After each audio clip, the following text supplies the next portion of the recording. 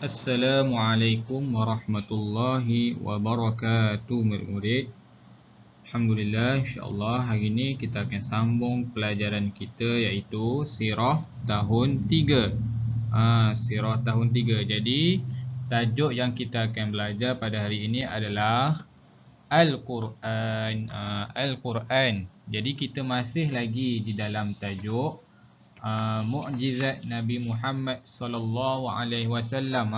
Tajuk yang besar dia adalah Mukjizat Nabi Muhammad sallallahu alaihi wasallam. Jadi Al-Quran ni adalah salah satu mukjizat yang besar yang diberikan kepada Nabi Muhammad kita sallallahu alaihi wasallam. Jadi murid-murid boleh rujuk muka surat 35 dalam buku teks. Rujuk muka surat 35 dalam buku teks. Okey, mari kita mulakan.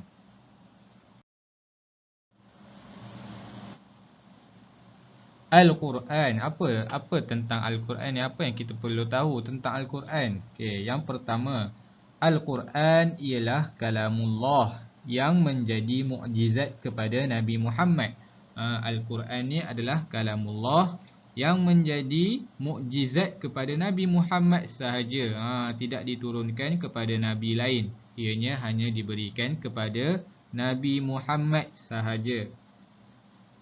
Yang kedua, diturunkan pada 17 Ramadan melalui malaikat Jibril. Al-Quran yang pertama, ayat yang pertama diturunkan pada 17 Ramadan di Gua Hira.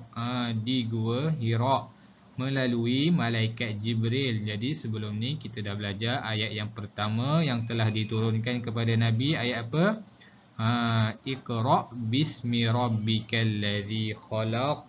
Yang tu adalah wahyu yang pertama yang diturunkan kepada Nabi Muhammad sallallahu alaihi wasallam di Gua Hira. Okey. Dan seterusnya diturunkan dalam bahasa Arab dan membacanya adalah ibadah. Al-Quran ni dia diturunkan di dalam bahasa Arab. Bukan dalam bahasa Melayu, bukan dalam bahasa Inggeris, bukan dalam bahasa lain. Ianya diturunkan dalam bahasa Arab. Dan bila sesiapa yang membacanya akan mendapat pahala kerana membaca Al-Quran dikira sebagai ibadah.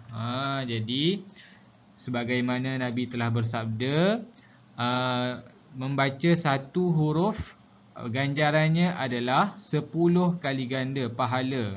10 kali ganda. Membaca satu huruf Al-Quran sahaja. Bayangkan kita membaca Al-Quran berpuluh-puluh huruf. Berapa ribu pahala tak terkiranya yang kita dapat. Okey, baik. Jadi sabda Rasulullah sallallahu alaihi wasallam, boleh tengok dalam buku teks kamu tu, an Abi Umamah radhiyallahu anhu anna Rasulullah sallallahu alaihi wasallam qala iqra'ul Qur'an fa innahu ya'ti yaumal qiyamah syafi'an li ashabihi, rawahu Muslim.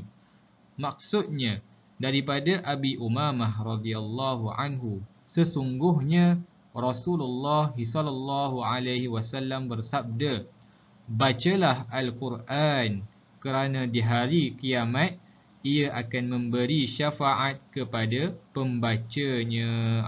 Jadi nasihat Nabi sallallahu alaihi wasallam kepada kita, bacalah Al-Quran kerana Al-Quran tu dapat memberikan syafaat kepada orang yang membacanya. Syafaat tu macam mana? Syafaat tu ibarat kata kita pembantulah. Benda yang boleh membantu kita di hari kiamat nanti.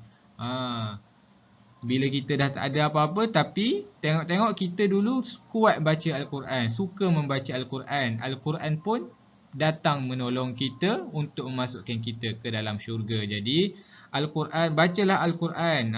Dia antaranya boleh menemani kita di dalam kubur nanti. Okey, baik. Setakat itu saja pelajaran kita pada hari ini. InsyaAllah kita berjumpa lagi. Assalamualaikum warahmatullahi wabarakatuh.